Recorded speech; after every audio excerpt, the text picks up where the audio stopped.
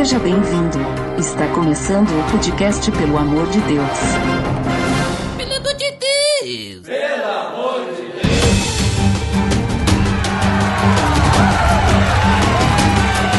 Tá no ar! Podcast Pelo Amor de Deus. Eu sou Ed The Drummer e tu é um dos 144 mil, Ariel? Olha, gente, eu acho que não. Mas uma coisa é certa que eu descobri, que é junto dos bons que a gente fica melhor. Olha ali! E hoje, Ariel e eu estamos reunidos mais uma vez no episódio 144 do PDD. Então, por causa disso, olha só, veja que oportuno. Vamos falar então sobre os 144 mil de Apocalipse.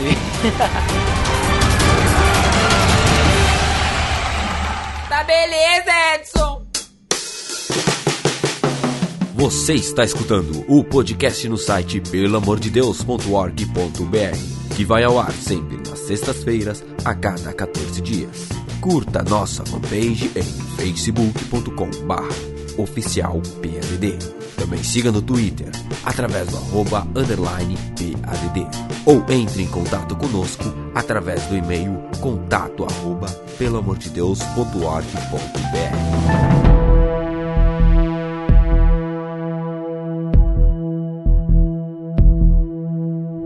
Muito bem, Ariel, como já percebeu aí, né, meio proposital aí, né, episódio 154, né, tema 144 mil. Na verdade, esse tema aí, do 144 mil, foi sempre um tema, assim, que eu nunca estudei com profundidade, né, mas aí eu resolvi estudar só pra poder gravar o episódio 144, e claro que a gente não vai esgotar o assunto aqui, a gente vai na pegada do PDD, né, falar sobre isso, comentar por cima e depois, né, tentar tirar alguma aplicação para as nossas vidas aí. Então, vamos começar falando aí, Ariel, né? Já que estamos no PDD 144 para falar sobre 144 mil, que está lá em Apocalipse, capítulo 7 e capítulo 14. Vamos começar comentando aí o versículo, acho, né, que fala sobre isso. Acho que é interessante a gente dar uma lida aí, né? O que tu acha? Pode ser, eu acho bom. Acho que pro pessoal, né, se inteirar sobre o que a gente tá falando, o que é 144 mil. É ótimo porque a gente tem que falar da Bíblia, né? Então.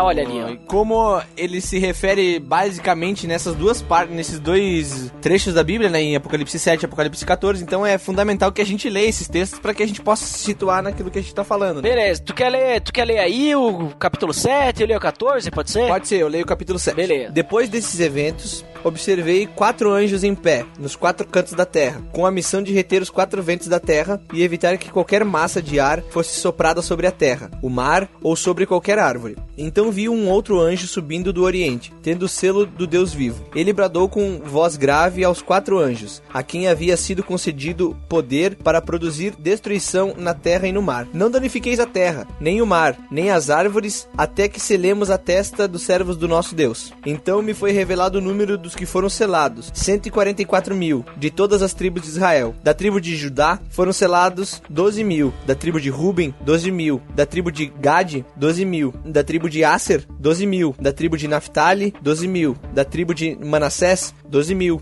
da tribo de Simeão, 12 mil, da tribo de Levi, 12 mil, da tribo de Issacar, 12 mil, da tribo de Zebulon, 12 mil, da tribo de José, 12 mil, da tribo de Benjamim, 12 mil. Em seguida, olhei diante de mim, descortinava-se uma grande multidão, tão vasta que ninguém podia contar, formada por pessoas de todas as nações, tribos, povos e línguas. Estavam em pé diante do trono do Cordeiro, vestido com túnicas brancas, empunhando folhas de palmeira, e proclamavam com grande voz: a salvação pertence ao nosso Deus, que se assenta no trono e ao Cordeiro. Todos os anjos que se encontravam em pé ao redor do trono dos anciãos e dos 4 seres viventes prostraram-se diante do trono com o rosto em terra e adoraram a Deus, exclamando: Amém, louvor e glória, sabedoria, ação de graças sejam ao nosso Deus, para todos sempre. Amém. Então um dos anciãos me indagou: quem são e de onde vieram todos esses que estão vestidos com túnicas brancas? E eu lhes respondi: ó meu Senhor, tu o sabes. Então ele afirmou: estes são os que vieram da grande tribulação e lavaram as suas vestes e as alvejaram com o sangue do Cordeiro. Por esse motivo, eles estão perante o trono de Deus e o servem dia e noite em seu santuário. E aquele que está sentado no trono estenderá sobre eles o seu tabernáculo. Nunca mais passarão fome, jamais terão sede, não os afligirá o sol, nem tampouco qualquer mormaço, pois o Cordeiro que está no centro do trono será o seu pastor. ele os conduzirá a fontes das águas vivas, e Deus lhes enxugará dos olhos toda lágrima. Muito bem. E aí, lá no capítulo 14 de Apocalipse, ele vai voltar a falar desses caras aí, os 144 mil, né? Diz assim, ó: então olhei, e diante de mim estava o Cordeiro, de pé sobre o Monte Sião, e com ele 144 mil que traziam escritos na testa o nome dele e o nome de seu pai. Ouvi um som do céu como de muitas águas e um forte trovão. Era como de arpistas tocando suas harpas. Eles cantavam um cântico novo diante do trono, dos 4 seres viventes e dos anciãos. Ninguém podia aprender o cântico, a não ser os 144 mil que haviam sido comprados da terra. Estes são os que não se contaminaram com mulheres, pois se conservaram castos e seguem o Cordeiro por onde quer que ele vá. Foram comprados dentre os homens e ofertados como primícias a Deus e o Cordeiro. Mentira nenhuma foi encontrada em suas bocas, são imaculados. Então é isso aí, né, Ariel? Esses 2 trechos aí, capítulo 7 e o início do capítulo 14, fala desses tais 144 mil. E existem diversas interpretações, né, desses 144 mil. Alguns interpretam que os 144 mil é a igreja, né? Outros dizem que os 144 mil são as tribos de Israel mesmo, né? Tipo, são judeus fiéis, né? Judeus, assim, que se permaneceram fiéis até o fim, né? Quando na grande tribulação ali e tal. Outros vão dizer que 144 mil, né? Esse já vem de uma seita religiosa aí, né? Que são só apenas os que serão salvos, né? Então já tem um número de salvos, que é 144 mil, mais ninguém. São muito Outros poucos, né? vão dizer até mesmo que 144 mil, na verdade, é uma totalidade, é uma representação de todo o povo que será salvo, né? E coisa assim, não é exatamente o número, né? Então, assim, existem diversas interpretações sobre isso, né? E acho que uma coisa interessante para a gente poder começar a analisar o texto, né? E apresentar essas interpretações de como que se pensa e tal, seria a gente ver as 4 abordagens clássicas, né? De interpretação de Apocalipse, né? Existem algumas abordagens, né? De como que tu vai interpretar o Apocalipse. Porque se tu vê que o Apocalipse é de um jeito, então tu vai ter que utilizar esse formato para interpretar o que tu vai ler, né? Isso mesmo. Que abordagens que são essas aí, Ariel? Assim, Duda, a gente tem 3 ou 4, né? Dependendo, a pessoa vai dizer que são 3, porque não consideram uma como tão forte assim, né? Mas principalmente são essas 4 linhas: a preterista, a historicista, idealista e futurista, né? Essas são as 4 frentes de interpretação, vamos dizer assim, né? Não só pro livro, não só para esse trecho dos 144 mil, mas para todo o Apocalipse, né? Para todas essas profecias que envolvem o final dos tempos. Até porque para esse trecho de 144 mil depois vão ter outras vertentes ali, né? Tipo, se o cara, ele é milenista, pré-milenista, pós-milenista, pré-tribulacionista, pós-tribulacionista, pré-pro, mid-tribulacionista, se é pré-tribulacionista dispensacionalista, ou se ele não dispensa nada, né? Esse tipo de coisa. Isso mesmo. Mas vamos se focar nessas 4 só pra, digamos assim, servir de curiosidade, né? Porque se a gente for falar de 144 mil só, a gente vai falar pouca coisa. Porque, né? Pouca coisa mesmo. Então vamos só comentar aí o que seria cada uma dessas aí. Por exemplo, a preterista, quem interpreta de forma preterista o Apocalipse, ele interpreta o Apocalipse de que forma? O próprio nome já diz, né? O preterista, ele trata de eventos que se passaram já, né? Do pretérito. Então, ele tem essa ideia, principalmente, tava pesquisando sobre o assunto, né? Sobre essas vertentes, eu vi que tinham até mesmo diferenças entre preterista parcial, preterista que era... me fugiu o nome agora. Imparcial? Mas ele era... Não tinha o parcial, mas tinha aquele... O contínuo? Que ele é mais assíduo, vamos dizer assim, né? E... uns tratavam que todos esses eventos, né, de Apocalipse, eles aconteciam, alguma parte deles aconteciam lá no ano 70 depois de Cristo, né? E ele trata toda essa parte como se já tivesse acontecido pra nós hoje, né? Então essa interpretação, ele tá dizendo assim, e tudo isso já aconteceu pra nós. Então essa é a interpretação preterista. Então, por exemplo, se algum dia tu for ler algum texto de algum autor, ou se até mesmo for ler algum comentário bíblico, for dar uma olhadinha lá sobre Apocalipse, e o cara começar começar a dizer, porque essa parte aqui de Apocalipse aconteceu lá com Roma, aconteceu logo depois de João, significa que o cara tá provavelmente usando alguma abordagem preterista, né? Em que a ideia é que o que João estava escrevendo eram visões que iam acontecer ainda em sua vida, né? Isso. Ou logo depois que ele morresse. Então ali, recente, né? Recente, por isso preterista pra nós, né? Isso. Mas, claro, na época de João. Mas aí a gente vai ter um cara que ele pensa que ele pensa da forma historicista, né? Que tu comentou. O que seria o historicista? Isso. O historicista seria alguém que ele acredita que todos esses eventos de Apocalipse, eles estão se cumprindo desde a morte de Jesus, né? Desde a morte e ressurreição de Jesus até o final dos tempos. Ele não necessariamente esses eventos aconteceram, mas eles estão acontecendo e eles vão continuar acontecendo até que se cumpra a segunda vinda de Jesus. Então, no caso, esse cara aí, ele queria que no momento que João teve a visão, pode começar a acontecer. Por isso que eu disse antes, se tu vê um comentário, pode ser preterista, mas talvez o cara dizer, esse trecho que aconteceu lá com Roma, não sei, né? Pode ser que o cara seja historicista também. Então, pode ser. Quem sabe, né? Porque aí o cara, por exemplo, assim, vai dizer, teve aí ataque às torres gêmeas, né? O cara vai dizer, talvez pode ser alguma coisa de Apocalipse, né? Mas é que a questão da visão preterista, essa diferença entre acontecimentos que já aconteceram, óbvio, né? A gente tá falando desse preterista, ele se remete mais ao momento em que a carta foi escrita. Exato. Então, essa que é a diferença. Ele tá dizendo que aqueles eventos já aconteceram naquele momento, ou iriam acontecer muito próximo daquele momento em que a carta foi escrita. Então, até mesmo porque, como tem muitos preteristas que seguem essa linha, que alguns eventos aconteceram no ano 70, depois de Cristo, onde teve a destruição de Jerusalém, então a gente pode ver que o que acontece é que até mesmo, às vezes parece que é uma controvérsia, porque a gente não sabe ao certo a data da carta de Apocalipse, só que a tendência é que ela foi escrita um pouco depois do ano 70, né? Então já não seria uma profecia, né? Seria algo que já teria acontecido. Então, aí, tipo, a gente tem alguns problemas ali que a gente vê, né? Por exemplo, se for preterista, beleza, então nada disso vai acontecer. Tipo, meio que já aconteceu, vamos dizer assim, né? Isso Temos mesmo. Tribulação aí que já aconteceu, a queda lá de Jerusalém, né? De novo, né? Tribulação. Os 144 já foram escolhidos. E tal, né? Então, daí faz sentido, né? Já começam a perceber os 144 mil ali, né?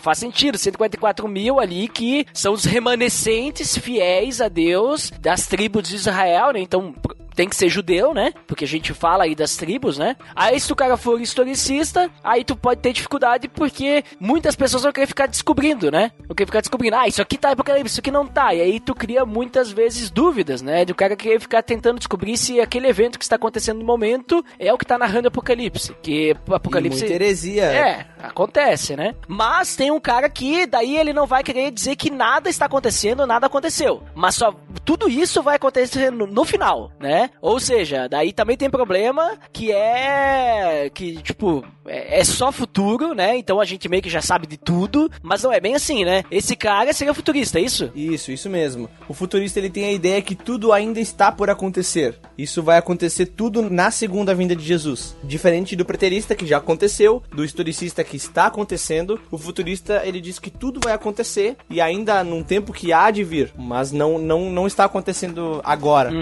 E daí tem uns caras aí, eu acho que é o que tu falou, que não tem muita força e tal, né? Isso mesmo. Que é a visão idealista, né? O que é essa visão aí, essa abordagem? Essa visão idealista, ela trata os eventos de Apocalipse majoritariamente, né? Praticamente tudo como alegorias, né? Então, como se o texto de Apocalipse tudo fosse simbólico, né? Esses 144 mil, não, como tu mesmo tinha mencionado antes, né? Talvez eles não sejam referentes a 144 mil pessoas mesmo, mas a questão da totalidade do reino de Israel. Então tem toda essa simbologia que os idealistas trazem consigo, dizendo que não é no sentido literal, mas ele é algo mais abrangente e mais simbólico do que levar a sério, né? Não levar a sério, mas levar ao pé da letra, né? Então ali a gente já tem algumas abordagens, algumas visões que a gente vai começar a perceber quando a gente vê alguém falando sobre 144 144 mil, né? A gente vai começar a perceber de que forma que ele entende o Apocalipse. E daqui a pouco a gente também vai poder ver o comentário da pessoa nos outros pontos também, né? Se o cara ele interpreta de futuro, se ele interpreta de forma histórica, pretérito ou uma forma idealista, né? Então já fica interessante, né? Se você não conhecia essas abordagens aí, ó, então, né, já adicionamos alguma coisa, né, Ariel? Isso aí, agora você já pode se posicionar e ser um teólogo. Nossa! Você já é.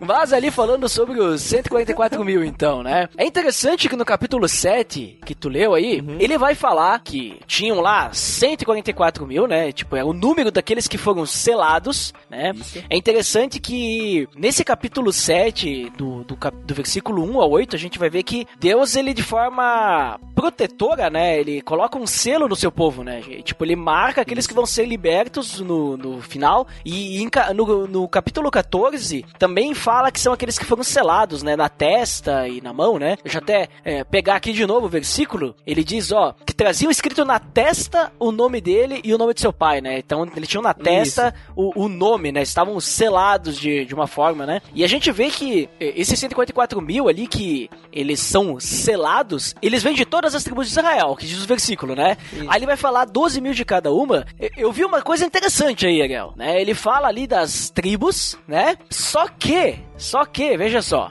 devemos lembrar que Jacó, ele teve 12 filhos, certo? Isso mesmo. E a gente vê também que quando tem as tribos de Israel e existe aquela divisão, né? Então, ó, esse aqui é Israel e temos 12 divisões, são tribos. A gente vai perceber que não são os 12 filhos de Jacó, né? Que são as tribos de Israel. Porque se tu pegar lá no Antigo Testamento, lá, nós vamos ver aqui, ó, filhos de Jacó, quem que era? Vamos lá. Judá, Ruben, na verdade Ruben sempre vem primeiro nas listas porque ele é o mais velho, né? Isso. Mas Judá, Ruben, Gade, Aser, Naftali, Simeão, Issacar, Zebulon, Benjamim, Levi, José e Dan. Tá? Eu não sei de cor, eu tenho escrito aqui na minha frente. Tá? Beleza, esses eram os 12 filhos de Jacó. E que é Israel, né? Quando tem a divisão da terra, né, e tem as 12 tribos, a gente tem lá, de novo, Judá, Ruben, Gade, Aser, Naftali, Simeão, Issacar, Zebulon, Benjamim, Dan. Só que daí Levi e José saem da lista, né? Por quê? Isso. Nós temos que lembrar que Levi, né, a gente conhece bastante pelos levitas, né, isso aí, né? Eles não herdaram terra. Porque os levitas, eles foram separados para o sacerdócio. Então eles não herdaram uma terra, eles iam viver da contribuição das outras porções, das outras tribos, né? Por isso que existe o tal do dízimo, né, em Israel, né? E daí nós temos outros dois caras, que é Manassés e Efraim, ou seja, não temos José também. Aí se você conhece a história de José, né, você vai lembrar que o José, ele teve 2 filhos, né, Manassés e Efraim, e esses 2 filhos, eles foram considerados filhos de Jacó, porque Jacó, né, ele abençoou eles e tal, e veio abençoar José, e aí então eles são considerados filhos de Jacó. Se você não lembra dessa história, então link no post, episódio aí sobre José, né, que a gente falou aí, 2 episódios inclusive, falamos sobre a história de José, você vai poder conferir, e também link no post, temos episódios sobre Jacó também. Olha só, e a gente meio que se embananou na época lá, Ariel, eu e o Botega. São vários links no post, olha, né? Olha ali. Na época eu e o Botega a gente se embananou aí com o episódio de Jacó, com as tribos lá. Então, escuta lá. Se a gente falou errado, aqui tá corrigido e comenta lá que a gente corrigiu nesse episódio aqui. Mas aí, quando vem Apocalipse 7, Ariel, o que acontece em Apocalipse 7? Quais são as tribos que ele fala aí? Ele não vai falar, né, ele vai incluir essa tribo de Levi, né, porque aqui não é separação de terra. Né? Ele tá incluindo todas as tribos e ele fala de José, ou seja, Efraim e Manassés, que são os filhos de José, que é filho de Jacó, são unidos numa tribo só, né? Então, é isso que acontece nessa parte do capítulo 7. Não, mas é interessante também que ele elimina Dan, né? Isso. Ele elimina Efraim, mas aí eu tenho alguns pontos, né, que podem ser a motivação de quando João escreveu, né, esse trecho, ele ter feito dessa forma. Porque assim, toda vez que é feita uma genealogia ou é feita uma listagem de filhos e tal, sempre o filho mais velho vem antes, certo? Isso. E como é que começa essa lista aí? Quem é que vem antes? Judá. Judá. Então já começamos por aí. Por que Judá aparece primeiro? Então, uma das prováveis, né, causas, né, uma provável causa, na verdade, é que Judá aparece primeiro, não Rúben, que seria o primogênito, né? Porque é de Judá que vem Jesus, olha só. Então, por isso, Judá tem primazia sobre todas as outras tribos, né? Ele, Cristo, né, é o rei dos reis. Então, Judá é o primeiro, né? Então, nós podemos começar por aí, né? Tipo, podemos lembrar que Jesus, ele é descendente de Davi, né? E Jesus, ele é descendente de Judá, né? E é um legítimo judeu. Isso aí mesmo. Nossa, você me pegou desprevenido, porque eu não tava pensando dessa forma. Eu também, algumas pessoas pensam, pode ser que foi assim, eu não sou João, né? E não temos nenhuma ligação a isso. Então esse é provável, né, o motivo. Aí temos Levi ali no meio, né? Lembrando que ele tá falando das 12 tribos. Então 12 mil de cada tribo. Por que Levi aparece na contagem? Provavelmente ele aparece porque tem uma profecia lá em Ezequiel 48, né? Eu dei uma pesquisada aí, né? Que diz que no fim, né? Digamos assim, no fim dos tempos, né? Quando for tudo renovado, os levitas, os descendentes de Levi vão receber uma porção de terra. Veja só. Mas olha só, né? Então você pode conferir lá Ezequiel capítulo 48, versículos 11 a 40. Vai perceber lá que eles vão receber esse presente especial, né? E eles vão ter uma parte sagrada da terra. Não vai ser uma porção qualquer, mas vai ser uma porção santíssima. E isso vai tudo, né? Tá margeando, essa porção santíssima margeando os territórios dos levitas. Então eles vão estar lá bonitão. E eu achando que os levitas não tinham ganhado terra porque eles levitavam. Boa. Como é que eu não pensei nessa antes? Aí vamos lá pra José. Tu falou que José aparece. E José, ele não tinha, entre aspas, herdado terra porque seus 2 filhos herdaram, né? E aí aparece. Só que daí tu pensa assim, apareceu José, beleza. Então os 2 filhos estão sendo representados. Mas aparece Manassés. Então como é que aparece José e Manassés, mas não Efraim? Né? Provavelmente João, quando escreveu ali, ele preferiu trocar Efraim para José, porque Efraim, ele praticou bastante idolatria, ele meio que se jogou assim, né? Tem lá em Oséias fala isso, que Efraim, ele tá ligado aos ídolos, né? Oséias capítulo 4, versículo 17, vocês vão ler isso aí, e capítulo 14, versículo 8, também vai comentar ali que Efraim era meio ligado à idolatria. Só que José, ele teve sempre uma reputação muito boa. Então, digamos assim, como é uma lista, né? É uma lista assim, digamos assim, de coisa boa ali, né? Os 14 mil e tal, que são puros, que não se deixaram levar. Que a gente vê no capítulo 14, né? Que eles não se contaminaram, não foi encontrada mentira nenhuma, eles eram imaculados. Então, provavelmente, por causa dessa idolatria, eles eram os piores, vamos dizer assim, né? Pra João aí. Não faria sentido colocar Efraim nessa lista. E pelo mesmo motivo foi que Dan foi excluída, né? Porque ela também era muito ligada à idolatria, né? Então pode ser, né?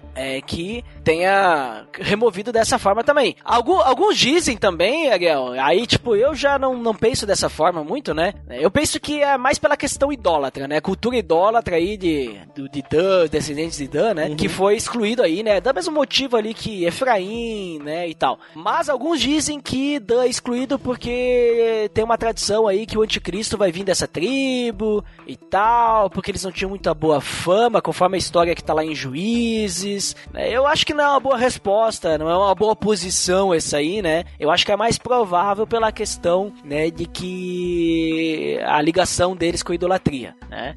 Então, alguns vão dizer que não tem motivo também, alguns vão dizer que Efraim não tem motivo. Então, são algumas prováveis opções aí dessa questão. Então, por que a gente tá comentando isso? Só pra gente ver, né, como é que João... Porque se for isso mesmo, então João, ele tava querendo criar ali algo que excluindo, digamos, os piores. Porque, assim, os outros também não eram santos, né? As outras tribos aí, né? Tipo, não podemos pensar que também todo mundo era os melhores, né? Mas... Isso, até porque não eram também, né? Então talvez ele só excluiu os piores, né? Mas assim, pode ser que sejam esses motivos, né? Que nem a gente sempre comenta, né? Existem muitas interpretações e a gente não tá na cabeça de João aí pra saber o que ele quis dizer, né? Só temos que deixar o Espírito Santo nos guiar. Então, afinal, Ariel, quem que são esses 144 mil aí? O que eles representam, né? Que esses 2 capítulos aí, 7 e 14 de Apocalipse estão se referindo aí? O que tu acha? Eu penso que no que diz respeito a esses 144 mil, João tá falando, óbvio que sobre as tribos, ele fala que tem 12 mil de cada tribo, e isso representa realmente o cuidado de Deus com esse povo. Embora esse povo não tenha aceitado a Cristo, né, como nós vemos que Cristo veio para os seus e os seus não o receberam, mesmo com esse povo virando as costas para ele, né, Deus não esqueceu desse povo, porque é o seu povo, né, desde o início dos tempos, e nós vemos esse cuidado de pessoas que sonhavam com o Messias. Então nós podemos, eu acredito que ele remete aos 144 que sonhavam na espera desse Messias e que ou viram Jesus e creram naquilo que ele falava, ou nem sequer conheceram esse Messias, mas tiveram a sua vida salva na esperança da vinda do Messias. Uhum. Eu penso assim, ó, por exemplo, se a gente pegar uma abordagem futurista, né, os 144 mil, eles são meio que literais, né? São 144 mil aí, que pode ser aí judeus mesmo, né? Isso. Que nem tu falou, né, que se manteram fiéis, né, não lembro a palavra que eu usei antes, né, que é o remanescente, né, o remanescente fiel. Nossa, palavra legal, aliança, né, que eles firmaram com Deus. Isso, e aí, claro, aqueles que não se contaminaram, né? Isso. Então, uma espécie de primícia aí, né, uma espécie de um Israel redimido. Porque daí depois vai ter aquela grande multidão, né, e aquela grande multidão daí interpreta-se que seria a igreja, né? Isso. Então, nós temos aí os judeus. Agora, se pegar as outras abordagens, a preterista, a historicista e idealista, todas elas vão interpretar que esse número 144 mil ele é simbólico, né? Ele é alguns vão dizer também que são judeus, outros vão falar que é representativo da igreja, né? Um número simbólico de totalidade. Idealista, obviamente, né? Vai representar simbólico. Mas a visão historicista e preterista também vai pensar, não, ali ó, se a gente pensar em um cara historicista, né, que tem uma visão ali de tribulação no final e tudo mais, até mesmo aquele tribulacionista dispensacionalista que vai ter os 7 anos, né? Isso. Esse cara aí, ele provavelmente vai pensar, bom, esses 144 mil aí é a, digamos assim, a totalidade daqueles que se permaneceram fiéis, né, no fim, né? Aqueles que são os escolhidos para levar o evangelho àqueles que não aceitaram e vão ser usados, né? Então a gente percebe aí que tem diversas formas, né, de interpretar isso de acordo com a forma de que tu vai interpretar ali o tal do Apocalipse, né, e suas, né? Mas realmente, assim, não seria algo literal. Olha, vamos pegar aqui de Israel 144 mil judeus, 12 mil de cada tribo, né? E vamos puxar agora eles, vamos ressuscitar, não sei. Não vejo dessa forma. Vamos escolher os 12 mil melhores de cada tribo e vamos chamar pro céu. Isso, eu não vejo dessa forma, porque daí tu, sei lá, tu limita, né? Tipo, limita ali a salvação a um número específico, né? Então, nem judeus e nem na totalidade são 144 mil que vão ser salvos, eu acho, assim. E até mesmo nós não podemos afirmar, né, que... Como é que eu vou dizer assim? Tudo isso exatamente no momento da segunda vinda de Cristo, porque a gente já pode dizer que já teriam pessoas no paraíso, né? Então nós não sabemos se isso representa só os 144 mil, vamos dizer assim, judeus, né? Os descendentes das 12 tribos, que estariam naquele momento, no momento da segunda vinda de Cristo, que estariam vindo, né? No presente momento, sem contar aqueles que já estariam no paraíso, né? Com Deus, né? Então tem N formas de interpretar isso. Exatamente. Então, a tua posição é mais aquela ali que tu comentou antes, ali, o que tu interpreta, assim, mais. Isso mesmo. Eu tenho uma visão, assim... Eu tenho uma visão assim mais historicista de Apocalipse, né? Então, eu creio assim que João, assim, ele trabalha, né? Daquela época, ele já tá dizendo, olha, muitas coisas vão acontecer até o fim. E a gente já tá vivendo o princípio das dores, né? Que Jesus fala lá nos evangelhos, né? Eu creio dessa forma.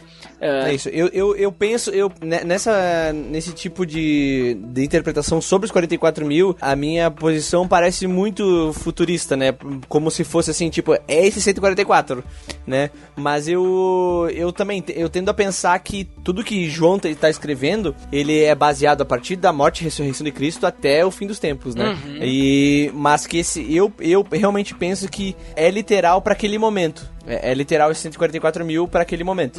São as nossas diferenças de posição. Exato. Eu também. Não, mas eu também penso que é para aquele momento. O 144 mil, sabe? Então tá certo. Então somos iguais. É porque assim, tem uma interpretação que o 144 mil, né? Eles são, que nem eu falei antes das primícias, né? Que é uma espécie tipo de primícia de Israel, né? Aquela melhor parte, né? de Israel, que é redimido, que, digamos assim, é chamada por Deus para aquele momento da tribulação, logo após o arrebatamento, né? Sabe? Deixados para trás, né?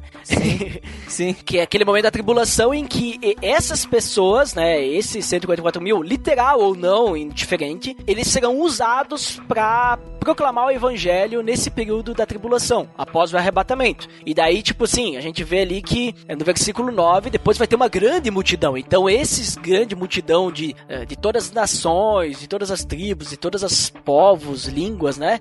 Que vão aparecer com as vestes brancas, né, purificados e tal, eles serão aqueles que vão ter fé em Jesus por causa do ministério desses 144 mil. Existe uma interpretação dessa. Eu sou que nem da galera lá do BTcast lá, né, que tem bastante a milenista, né? Então eu tenho uma visão milenista e eu tenho uma visão de que a tribulação nós estamos vivendo agora. Eu não sou pré-tribulacionista assim, né? Tipo, que vai ter aqueles 7 anos e tal, e não sei o que. Não, eu tenho uma visão assim, mas isso é minha visão, tá? A galera que tá ouvindo aí, eu tenho a convicção de que isso não vai mudar a fé de ninguém, né? Mas eu tenho a visão que a tribulação nós já estamos vivendo agora. Isso me conforta mais o coração. Ou como assim? Você está na tribulação? Conforta por quê? Não, me conforta porque, digamos assim, eu já estou vivendo aqui o reino de Deus, né? Já estou vivendo o milênio e significa que nada nesse mundo vai me tirar de perto de Deus, a não ser eu mesmo. Então depende de eu me entregar, realmente ser um servo verdadeiro de Cristo, né? Para mim poder viver longe dessa tribulação e viver próximo de Deus, né? Vamos dizer assim. Mas voltando aos 144 mil, né? Então, o que eu entendo desses 144 mil aí, né? Que vão ser, né, esses caras aí que vão aparecer de várias tribos e tal, tendo que não é literal, mas que eles são, digamos assim, de certa forma, a representação de Israel. São uma forma representativa de Israel, e depois aquela grande multidão é a representação da igreja, né? Então eu entendo dessa forma. Eu acho que na forma como eu vejo as coisas, ele se encaixa melhor, né? Sim, entendo essa posição. Acho bem plausível, né? Então, são diferenças que a gente tem, e também todos aqueles que estão acompanhando esse podcast também vão ter diferenças. Com certeza. Então a gente tem que estudar mesmo, tem que ir a fundo nisso para saber se posicionar, mas também entender que nós podemos ter diferenças de opinião, né?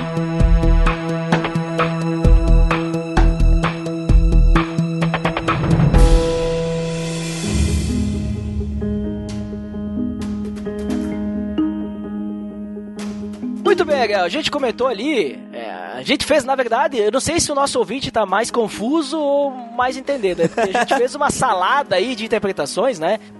Mas é assim mesmo, ó. Se vocês forem pesquisar sobre isso e o cara só falar uma coisa específica, o cara não tá te apresentando o panorama geral, né? Existem muitas interpretações sobre 144 mil e existem muitas heresias em cima disso, como a gente já comentou, que não vamos citar, né? Tem aquela heresia lá que são só os que vão ser salvos erros, né? Fuja de uma interpretação dessas, porque não é bem assim, né? Tipo, vai contra todo o resto da Bíblia que fala sobre a salvação, né? Inclusive contra o próprio texto, né? Porque depois ele diz que vem uma grande multidão depois dos 144 mil, então não faz sentido nenhum. É que daí aquele que interpreta dessa forma, ele vai dizer que essa grande multidão é os 144 mil, entendeu? Tipo...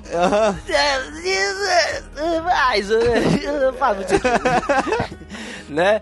Mas a gente tava falando aí no final ali, do último bloco, que a gente tem diferenças, né? A gente interpreta isso diferente. E eu quis trazer essa interpretação aí de 144 mil e tal, porque é o episódio 144, né? Mas para demonstrar quantas interpretações diferentes a gente tem de um único capítulo, né? De um único trecho. E o Apocalipse inteiro, na verdade, né? A gente citou até ali abordagens de interpretação. Aí eu chutei ali por cima, tem gente que é milenista e tem milhões, né? Milhões não, mas tem várias interpretações diferentes. Aí eu quero te perguntar, Ariel, o fato da gente pensar um pouco diferente ali e tal, interpretar isso diferente, faz alguma diferença no nosso relacionamento? E pra vida do cristão, isso vai fazer alguma diferença? O que tu pensa sobre isso? Olha, eu creio que essas diferenças, elas não vão afetar na nossa vida diretamente com Cristo, certo? Na nossa vida como cristãos, uns com os outros, afeta da seguinte maneira, porque nós temos que aceitar a outra pessoa daquela forma, né? Óbvio que se ela tá pensando de uma heresia, a gente tem que, de forma sábia, tentar guiar essa pessoa, né? Mas isso afeta na questão assim, eu tenho que amar essa pessoa, independente do que ela pensa, independente se ela é totalmente oposta a mim, né? Mas em questão assim da minha vida direta com Cristo, vou amar mais a Deus se eu penso dessa forma, vou amar menos a Deus. Isso realmente não existe, né? Então não vai nesse meu relacionamento direto com Cristo ele não afeta. Porém nos outros ele afeta de uma forma indireta, né? Porque nós temos que saber conviver, nós precisamos saber amar o próximo independente das diferenças. Exatamente. E aí eu penso assim, né, Ariel, que se a gente for analisar, por exemplo, Apocalipse, né, eu concordo com o que tu acabou de falar, né? Mas se a gente for analisar Apocalipse, todas as visões elas têm uma visão em comum. Cristo vai voltar. Haverá uma volta de Cristo para levar a igreja, para levar aqueles que são fiéis, para arrebatar a igreja aos céus e tudo mais. Então, assim, isso ninguém discorda, né? Agora, mas é isso e aquilo e tal. Cara, isso aí são interpretações, né? Tipo assim, qual é a diferença, né, pra mim, na minha vida cristã, em eu ser arrebatado antes, no meio ou depois da tribulação? Tipo, eu não vou ter que viver o cristianismo da mesma forma nas três visões, né? Tipo, se vai ter um reino milenário, ou já teve, ou já está acontecendo. Eu não tenho que viver da mesma forma sendo fiel a Deus, né? Então, sabe, às vezes o pessoal fica brigando e faz exatamente o oposto do que tu acabou de falar, né? De a gente amar, né, a pessoa indiferente da opinião dela, né? Obviamente que nem tu disse, se a pessoa estiver falando uma heresia, né? Porque heresias normalmente afastam a gente, normalmente não, heresias afastam a gente de Deus, tá? Então, por amor a essa pessoa, nós temos que ir lá e falar pra ela, olha, você está seguindo algo que vai contra Deus, né? Agora, essas interpretações aí, é Israel, é judeu convertido, é gentil, é judeu não convertido, sei lá o que é, não vai alterar a forma como eu vou ter que viver meu evangelho. Eu vou ter que continuar propagando o evangelho, eu vou ter que continuar evangelizando, falando de Jesus pras pessoas, porque Cristo vai voltar em algum momento, né? Isso aí. A gente consegue ver que principalmente o livro de Apocalipse, ele gera muito debate e as pessoas discutem muito sobre aquilo que eu chamo de partes cinzas da Bíblia. Tem muitas partes da Bíblia que ela é preto no branco, né? É assim, é assim e assim. Quando ele fala Cristo, que nem como a gente tu acabou de falar, todas elas não discordam que Cristo vai reinar, Cristo vai vir e Cristo vai reinar. E ponto final, isso é preto no branco. Só que aí como que ele vai vir? E aí às vezes a gente acaba se apegando demais a partes cinzas da Bíblia, onde que a gente não sabe bem e tem várias posições e a gente acaba deixando de lado aquilo que nós deveríamos nos apegar, onde que nós sabemos que Cristo vai reinar, independente da forma que ele vier, independente do tempo que ele vier e dos sinais que ele der da sua vinda, né?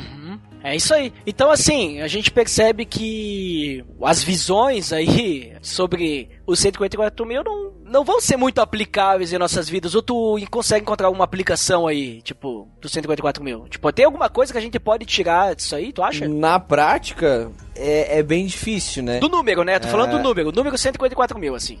Isso aí, são 144 mil. Mudar na minha vida com Cristo, não.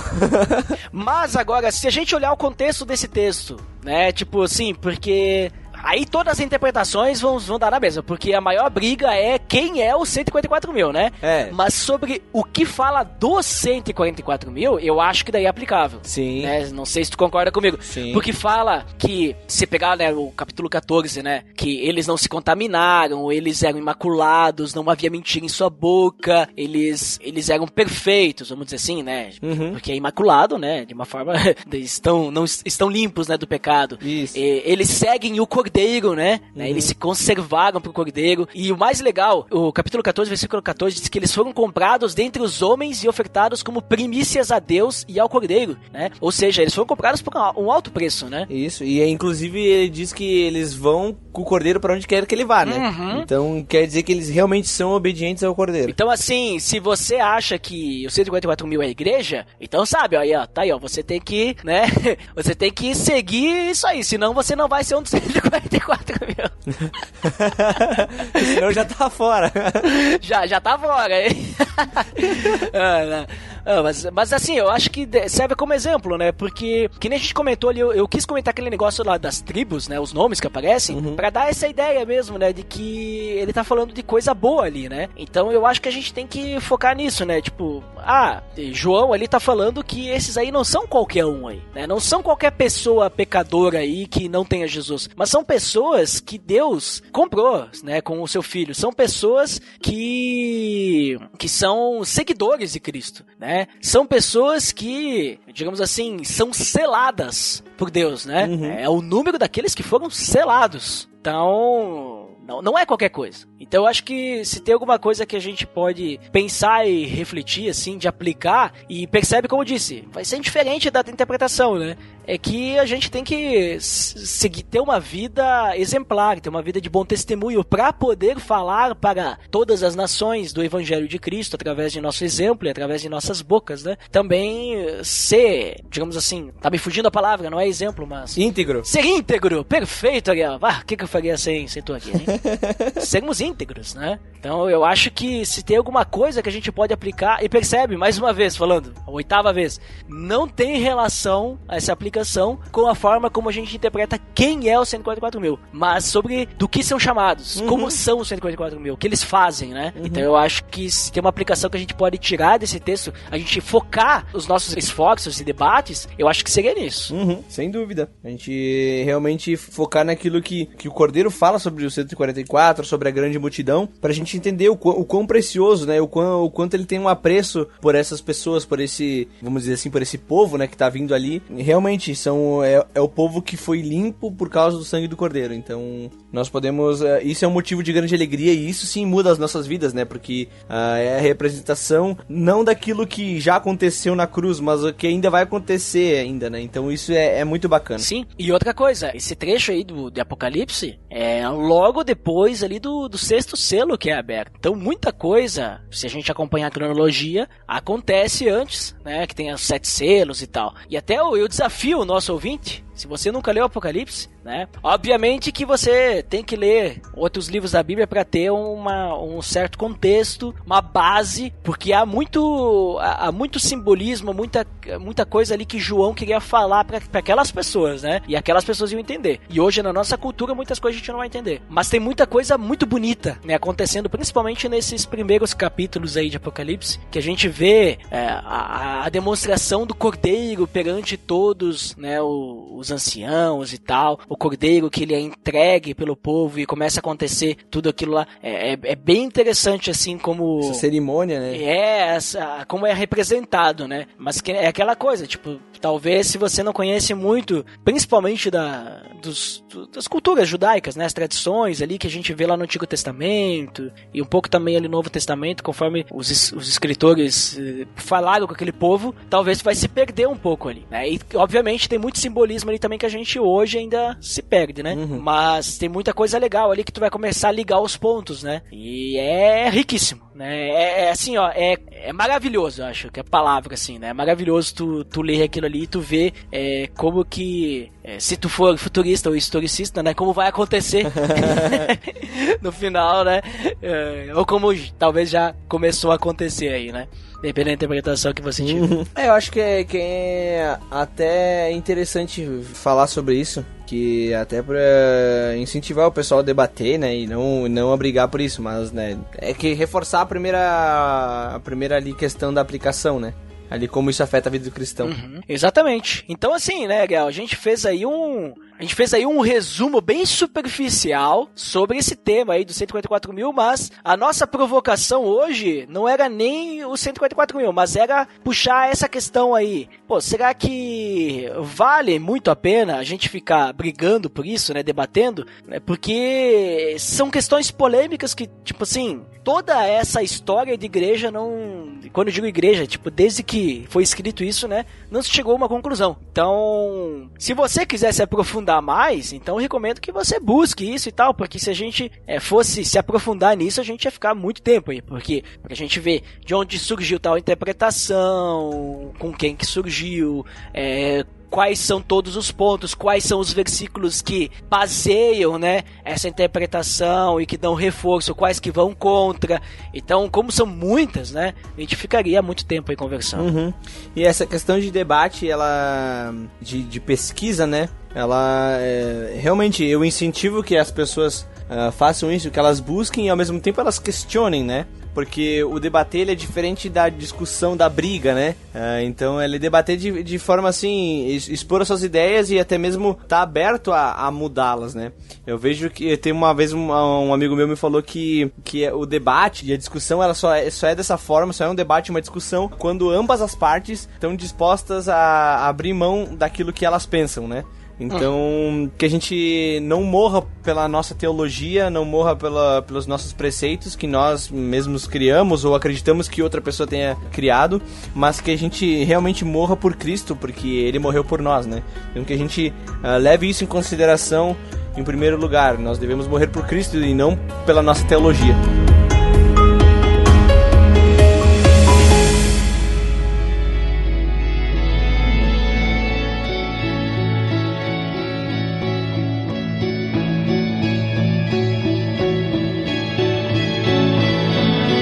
Muito bem, Gael, então, papo aí polêmico, né, talvez algumas pessoas vão discordar se forem mais esquentadinhas e vão querer ficar aí, né, brigando, mas eu acho que o recado foi dado, né, da gente poder se respeitar e amar antes de tudo, né. Então, suas considerações finais, Gael. Bom, pessoal, queria falar pra vocês que, sim, nós devemos ler Apocalipse em primeiro lugar. Eu sei que tem muita gente que tem medo de ler Apocalipse. É verdade. Tem medo do que o fogo vem, esse tipo de coisa. Então que a gente, primeiro, não tenha medo de ler Apocalipse, mas também que a gente vá ler ele com sabedoria, vá ler outros textos que remetem a profecias, né? Que a gente não chegue totalmente despreparado, vou ler Apocalipse e não li nada da Bíblia. Então que a gente se prepare antes, né? Porque ele tem muita simbologia, tem muita coisa que fala, inclusive, do Antigo Testamento, né? Então, mas que a gente busque isso, que a gente busque conhecimento, que a gente busque entender essas linhas de pensamento, até mesmo para que quando a gente for questionado, a gente saiba responder, a gente saiba se posicionar, né?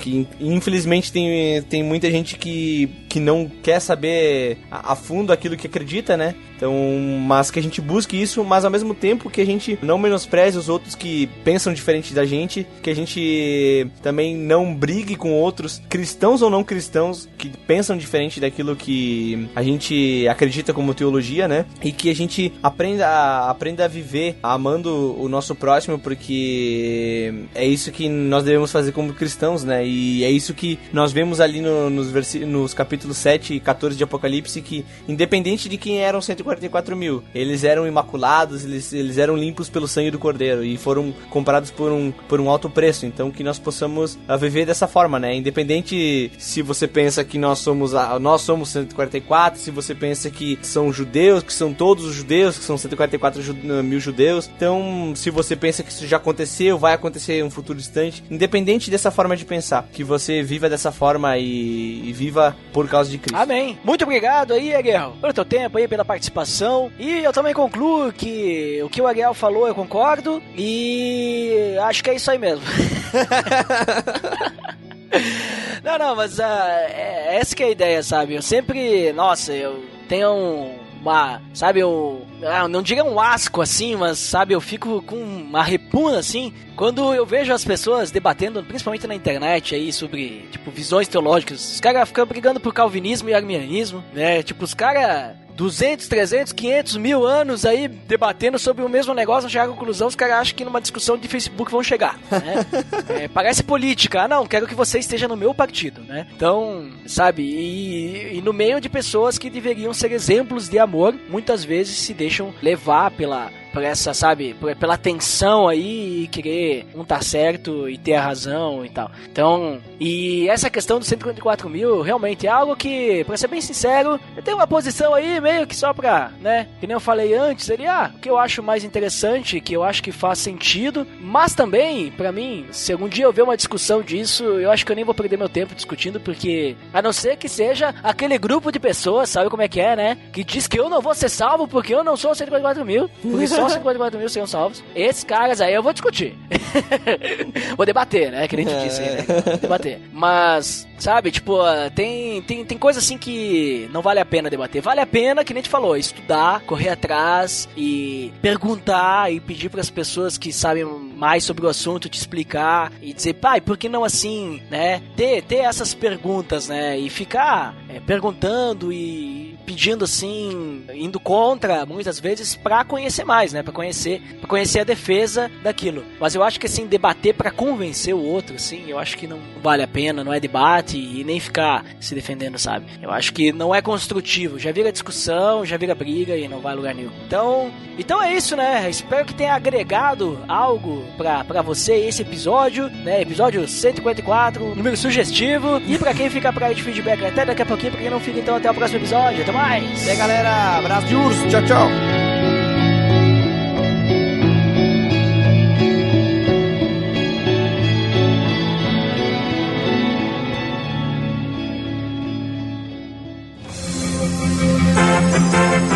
Atenção!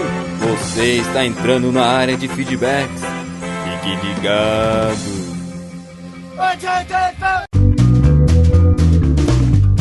Estamos na área de feedbacks do PADD. Uau!